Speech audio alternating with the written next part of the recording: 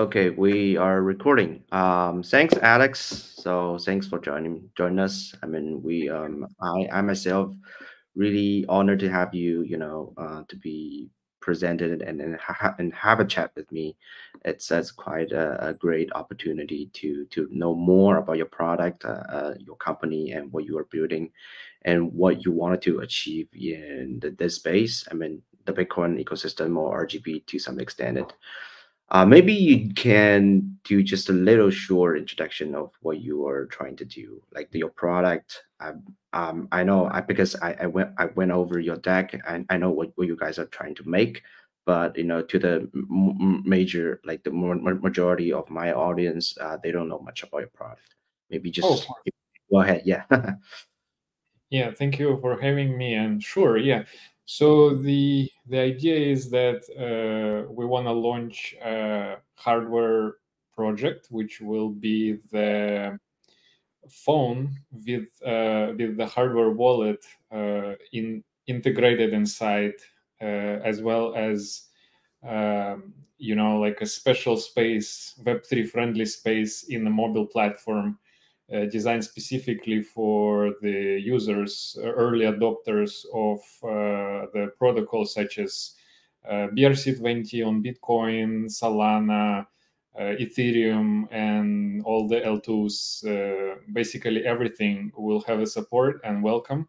And we want to add a little bit more flexibility, usability, and security to the hardware wallet, because at this stage currently we do have options with hardware wallets. If you go on the market, you can get like Ledger or Trezor, and it is definitely very secure, but it's a separate device and you have to connect it, and it's always like there are like a lot of issues oftentimes with connections, integration. So convenience is sacrificed for security. We kind of want to balance everything out and launch the new mobile phone on Android platform with the proprietary system for encryption and hardware wallet on it, so that the Web3 space will be no compromise. You don't have to use the burner wallet or software wallet for doing things in the decentralized space, and you can kind of use the device. And also the device itself is a pretty solid cell phone, so it will run Android system. It will have pretty good characteristics in terms of like hardware and stuff. It will be pretty quick and built with quality materials. And the company which designs it is the same company which built the SAGA phone, which is Solana crypto phone, and they're very particular about the quality of the devices they're building. So they really spend a lot of time and effort in making the best out of the box. And of course, the goal here is not to build something very expensive, because we understand that the community might not be ready for paying the same prices for iPhone for another phone. So it will be more like a mid-tier phone. It's not an expensive one, but we hope we'll be able to build something which will be like relatively easy to use and reliable, of course. And the main goal is obviously to give this Web3 crowd the way to not rely on custodian solutions. So you don't have to go into centralized exchange, because it's so hard to manage those seed phrases and all these kind of things. So we hope that with this product, together with the hardware, it will be much more broader access to wallets so that non-custodian holding will be significantly easier and more popular among people in the crypto space. Yes, yeah. More of a replacement of your current hard wallet. yeah. Phone is more flexible and it's more approachable to person and to users, especially to Web3 users, and they tend to have more options, alternative options for different D apps. Especially it's like an all-in-one places for them to use. So I honestly think when Solana SAGA fund was launched, I honestly think that was like a really brilliant tactic move for Solana to make like outstand of Ethereum competitor kind of situation. So that's what a really like that's what I threw my face into Solana like like actually way before there. I was the first person to create like Solana NFT Chinese community. So I do have like I do hold the like face of Solana, and when they launch, their forms, it's like this feeling becomes stronger and stronger because I know they're doing the right path. Being able to do like mass adoption with physical devices, I think that's a bold move, especially like Web3 users tend to use, like we are still like really behind, especially, you using Google extensions to perform all your financial capabilities. So that's I mean that's some side stories, but I mean iPhone like a specific or crypto centric iPhone is a really good way. I definitely agree with you.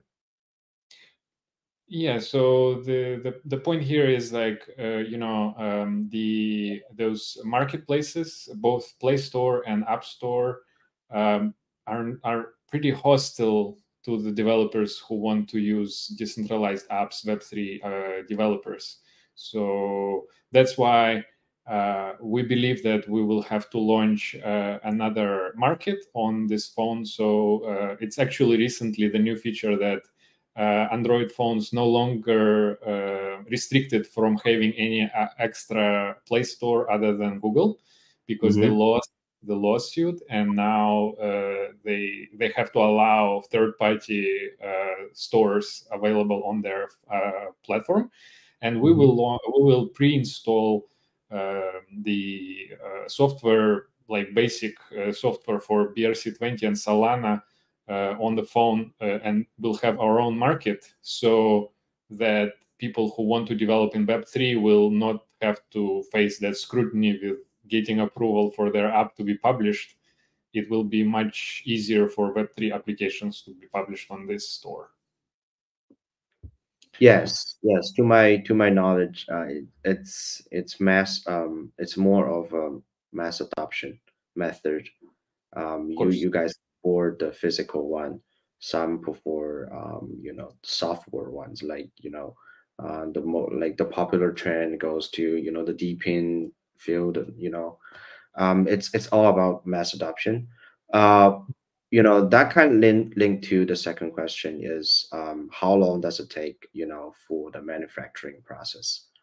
Because according to the deck that you guys provided, it may take like 1 year. As yeah, so I'm just curious to know that. Yeah, so the figure itself, like when you start talking to the vendors like Awesome, the company which builds the phone, or any other company which can design and produce the phone, they just they just will give you the timeline, and 12 months is very optimistic actually, because if you want to build a new device, so it has to go through the design process. You have to build all this, kind of outline the chips, what is the battery capacity, the shape of the phone, all the configuration, all the details about the like color and all this stuff. You have to decide all that. It takes, usually doesn't happen instantly, but in our case we can save a lot of time because these guys, they already had some ideas, and whatever they tried to implement with the SAGA phone, the Solana guys kind of wanted their own thing, so they didn't use the design and ideas they came up with in that launch. So now we are we can save a little bit of time and use those like whatever they worked on to like shorten this time. But after that, you would have to go through the certification process, get approvals from various countries, especially we want to make it global. So it takes a long time, as you understand, dealing with government everywhere. I'm not sure if like it's in different countries different, but like in US, it usually takes a couple months to get the certificate approval, to get everything verified. So it's like safe to manufacture and start selling in every single country. It's like you have to go through the process. And then after that, obviously, there is a time to actually manufacture. So you'll have to reserve the materials. You have to, work out the logistics and stuff. So 12 months is actually quite quick for brand new product to be designed from the scratch and being built and shipped out to the users. It's optimistic. But of course, we understand that, like in a year, things may change. So we are aware of that. And we are trying our best to do it as quick as possible. But we are trying to be honest and straightforward with our community also that, it's probably going to take 12 months, more likely than not. So basically there is not much we can do about speeding up this process. We obviously asked everybody who can help on that, and they said probably not going to happen any faster than that. It's going to take a year and more. But I'm curious to know that because you were just mentioned, because like the phone was essentially quite similar to because to the Solana SAGA phone.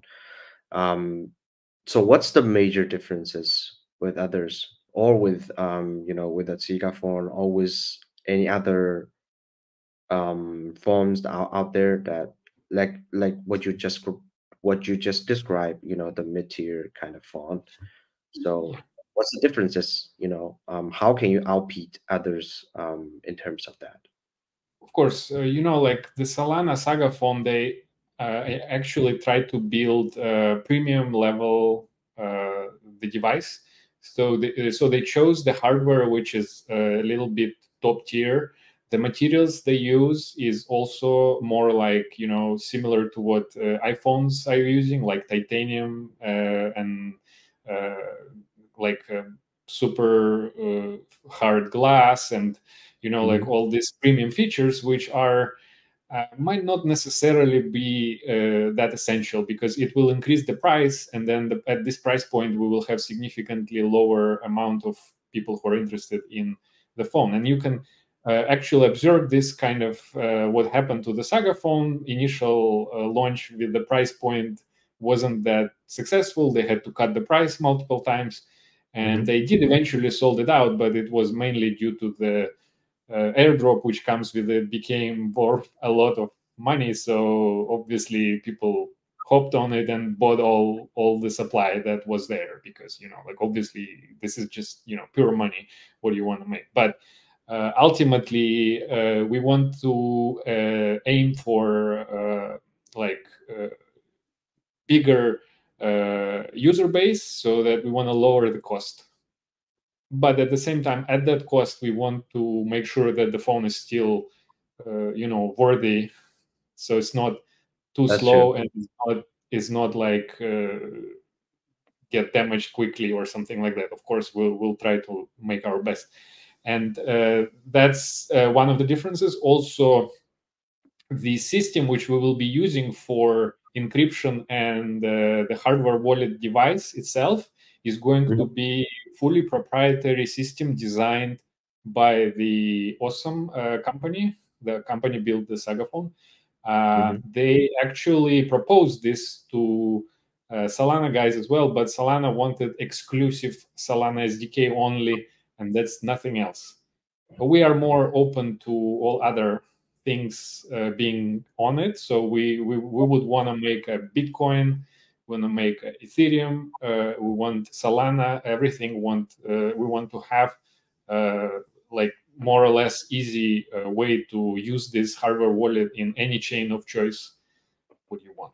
So we want to make it more decentralized. So like decentralization is the main question of all the crypto, and we believe that this this approach, when you open to everyone and welcome all the developers from all the chains, it might bring more kind of different kind of users and different like user base and potential market significantly bigger, not just Solana fans, but Bitcoin fans and Ethereum fans as well. And that's kind of one of the big changes. And of course, it's going to be, as I mentioned before, it's going to be more affordable, tuned up for kind of more average user rather than premium tier. That's true. Yeah. Because you just mentioned about all the manufacturing process and et cetera, et cetera. So that kind of link to the next question, which is when I go over the deck, the material that you guys provided, it appears to me that you guys wanted to do like a forward settlement, which like user pay first, get some symbolized of NFT or whatsoever, and they can get their form redeemed after. So I understand it's never been happened when traded something from physical from like virtual to physical. So how do you enact this kind of agreement? Because it's kind of vague. Do you enforce by some law agreements, or it's just like just a NFT? Because yeah, do you have any like other law agreements on the side, or like user just have to purchase NFT in order to redeem after? Well, you can look at it as some sort of decentralized version of a Kickstarter or crowdsourcing platform like Kickstarter. So essentially, users will be pledging crypto in certain amount in various platforms. We will have a launchpad on Bitcoin, on Solana, on Ethereum, and essentially you basically make your contribution to the project, invest essentially a certain crypto, and as a reward you are going to get the reward as in any other crowdsourcing platform like Kickstarter.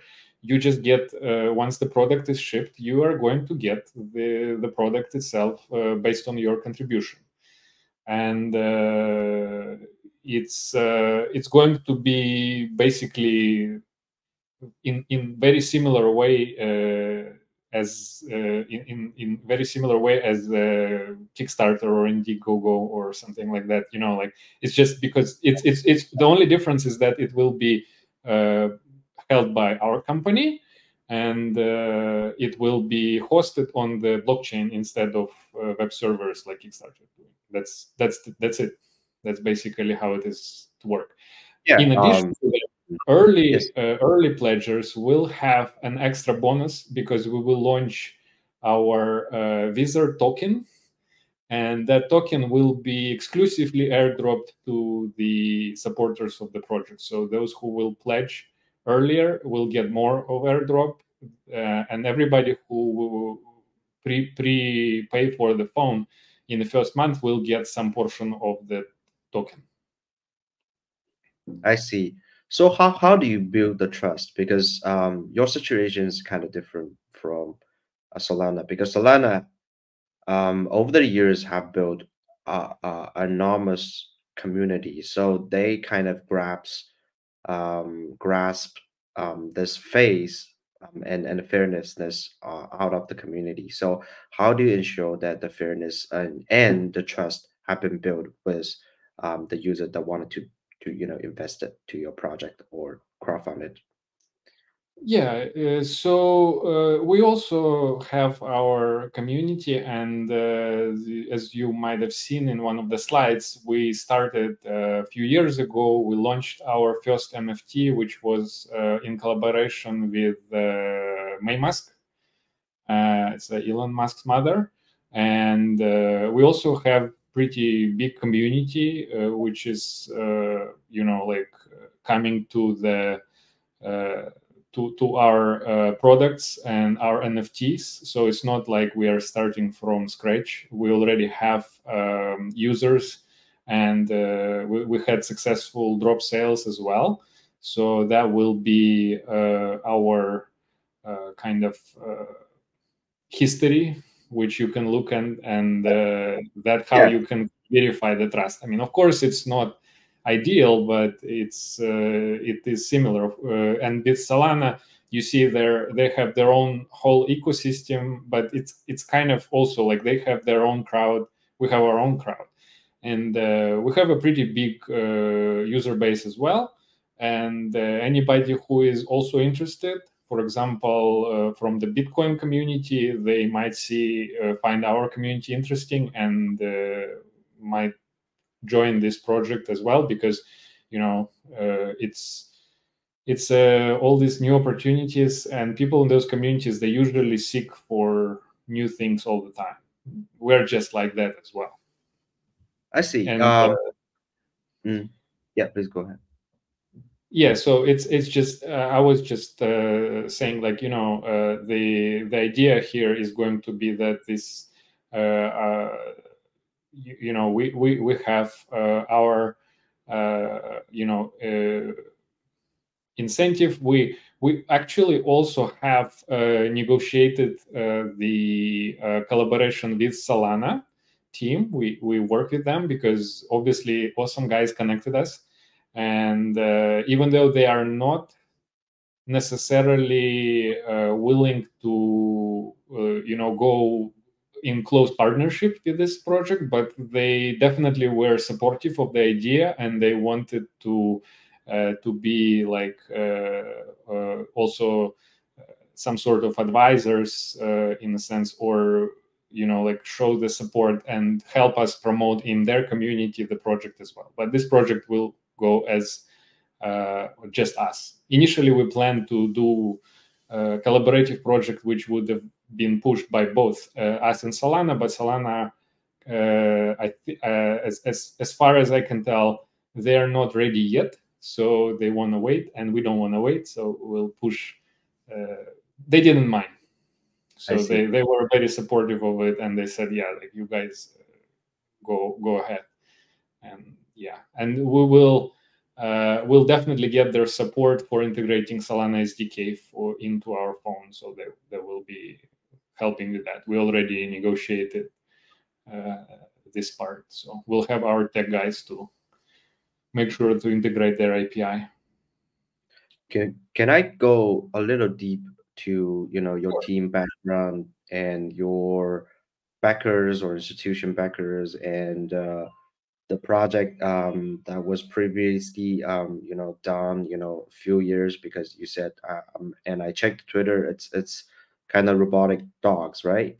So how do you see that the transaction like the transition from making a robotic field to Bitcoin and to physical Bitcoin mobile phone? So can you just elaborate like a little more on that and the background as well?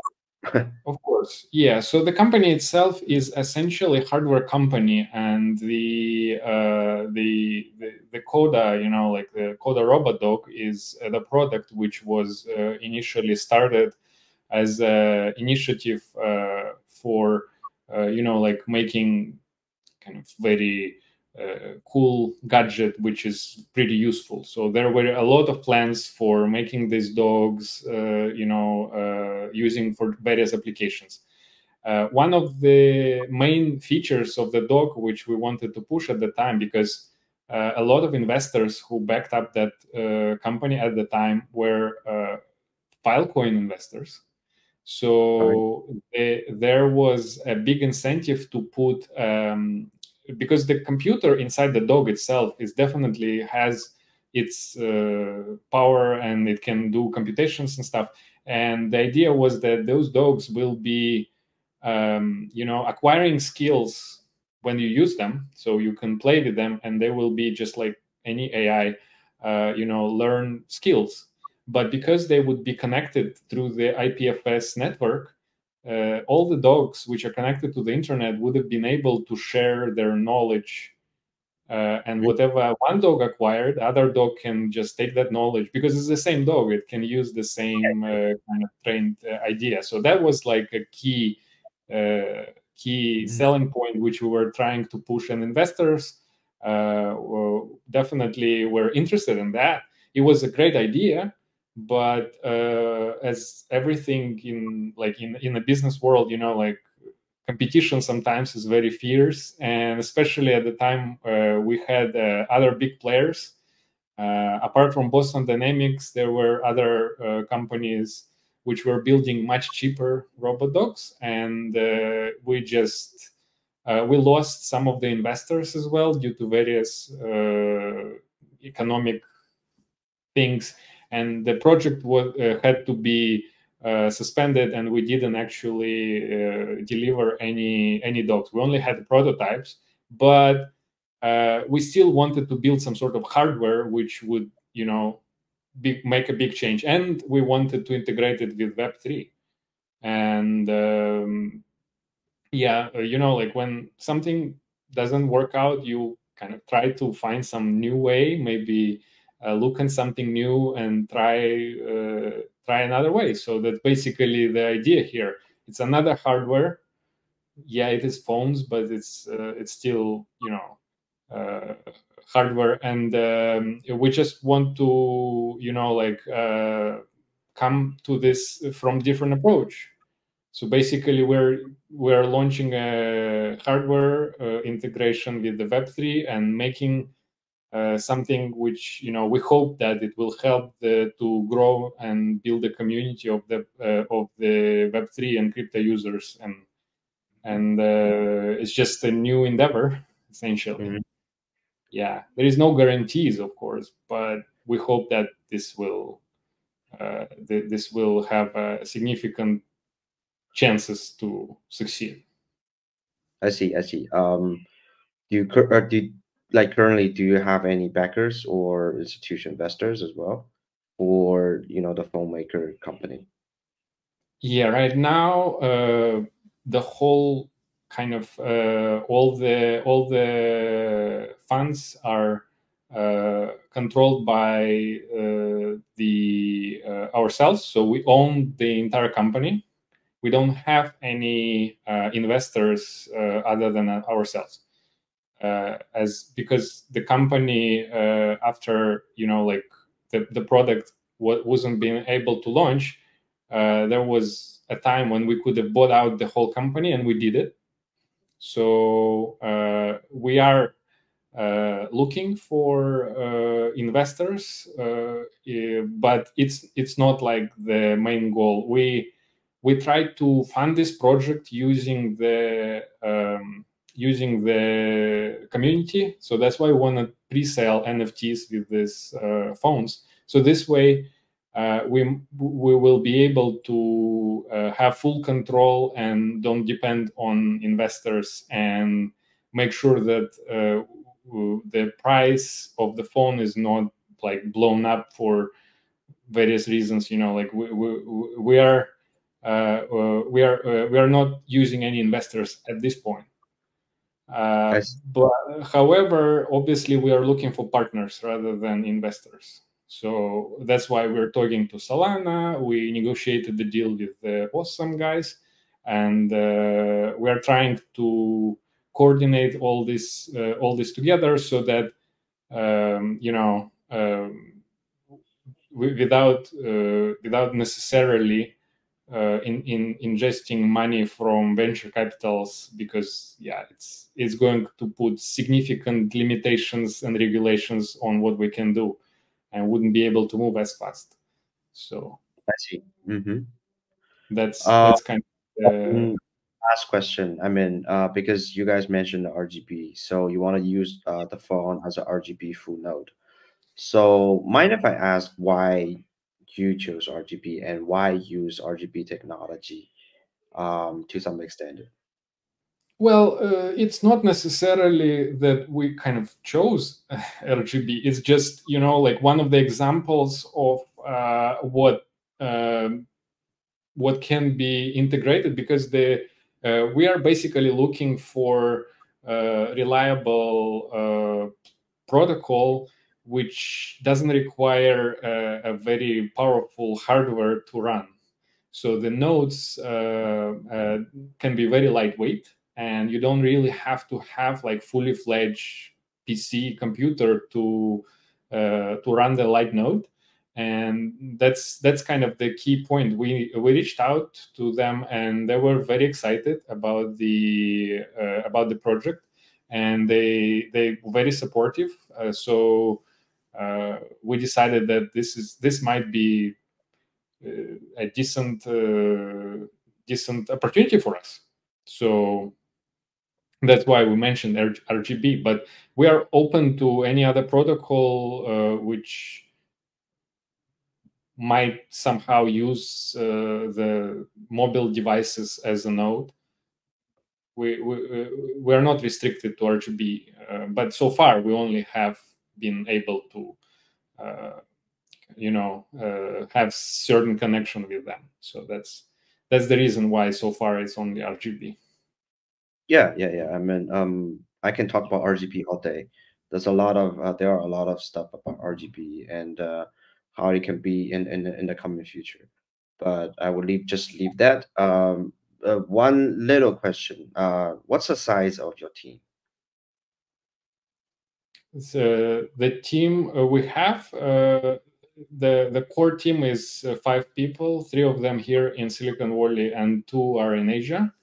And we have about 15 developers abroad. All of them are abroad. Yeah. I mean, we can hire more people for the team. It's usually all like contract. We can get more contract, but so far we are only having this small team because we are basically not really doing heavy lifting ourselves. As I mentioned before, we are looking for partners. So to build the for example, build the phone, we have the partner company who is doing for us. For software development, we also have reached out to a couple companies which are interested in helping us with the project. So we don't really need a big team, but we do have some resources to pull off certain amount of workload. So we have, I think right now it's about 20 people, the whole team, the entire company. Yeah. That's true. Okay. Enough, I got it. I mean, I right now I have like a full picture of what you guys are doing. It's marvelous that you guys wanted to, and ambitious that you guys wanted to do a Bitcoin phone. So no one ever done that before. So if you guys were, I think you guys are the first to do a Bitcoin phone. So it is very interesting. Paradigm is changing. Last years before, you wouldn't think that other chains will go and do whatever the Bitcoin is doing. Usually it's vice versa. Everybody's trying to push Bitcoin something, but now people are copying inscriptions into Ethereum chain. and you see this kind of things, which is like it's flipping everything. So we believe that Bitcoin is the future, and we believe that this is one of the strongest communities. So we definitely want to support Bitcoin as one of the chains which we support. I don't think that will be full crypto phone without Bitcoin support. It just doesn't look like yeah. Half of the market is Bitcoin, so we definitely need to. It's a very crazy like the whole year is crazy for Bitcoin. I switched my focus from Ethereum to Bitcoin. I think this year February, so I'm pretty early to Bitcoin space, even though I do have a lot of experience in Bitcoin ecosystem beforehand. But I mean, that's just a long story. But I mean, I kind of witnessed, all the nodes, the 2049 side event on Singapore. I attend there, so I made a lot of friends. I met Jane. I met Casey was not there, but I think Casey was there. I don't remember. And Domo was there, etc., etc. I mean, it's a fantastic journey to witness Bitcoin ecosystem like grow this small and to now this big, this huge, and people are talking about inscriptions all day on Twitter. So it's a fantastic journey, and I was just hoping. I mean, you guys can perform like a fantastic job, especially like what you guys are doing here. Yeah. So I think that's all for today. I mean, thanks Alex for attending this. Not so called interview, but I just more for like a casual talk here. Yeah. On the last end, I mean, for the closing part, do you have any secret, or stuff that you wanted to tell to the audience that maybe they can have some benefit? Well, I'm like I don't really know much, but I'm not sure if it's a secret by now or not. But everybody's anticipating a big bull run, and my strategy usually when I'm doing something, I do some investments in the crypto as well. When everybody thinks that something is going to happen, you have to think something completely opposite and act accordingly. So, and that helps a lot. Sometimes you lose, but not much. But if you win big, and that's the secret, I think, in most of those things. So, like, everybody goes buying something, you probably rather sell or maybe buy something else, or think about the like whatever is oftentimes the most hated project, but you believe that this project eventually pops out. Like, for example, Solana, at that time is the acquisition time. That's when you can buy and then gain big. So yeah, so that's my secret for like investing a little bit into anything in the crypto, including in stocks as well.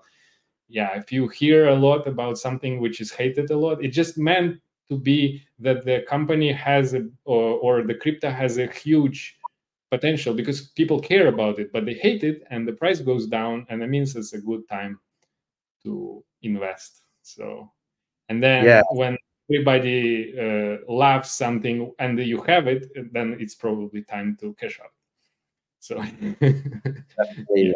totally agree with Alex's philosophy on buying the deep theory. I totally agree. It's easy to say buy the deep, sell the peak, but it's in practice impossible to do. But there is certain like principles which you can follow to have increase your chances significantly to actually gain a lot. Yeah, so that's true. Like people hate something, and you might think, well, this project is probably not bad. Eventually, it will pop out, so maybe it's a good time to think long term. Obviously, like I'm not talking about these short term things and I'm talking about the long term, of course, in this case, and eventually, you know, like, yeah, people are laughing sometimes when you're buying Solana at $8 and they're thinking that, yeah, this is the project which is going to die, and now we see what happened to it. So, yeah, Yeah. that's how and it happens all the time. Bitcoin, the same thing. I mean, it just happened much earlier. It's a consensus. Yeah. And yeah, like, and I would say probably something which it can be applied for life as well. Like, you know, like when you start doing something and, you know, people don't think that it's something popular, it might be something, you know, like nobody cares right now, but at the time when you acquire the skill and have all this, you know, like expertise, it becomes very relevant eventually, and then you become like very, very in high demand. Same thing, you know, like it's just same principle here, you know. It's not like you have to invest money, or you can invest your time as well the same way. Definitely. I mean, totally agree with you, Alex. I think we just call it a day here. I mean, it's been a wonderful journey that you just participated into this small talk with us. I mean, it's just like a casual talk here, and really, really, it's really good. I mean, thanks, Alex. Thank you for having me. Yeah, thank you, and have a nice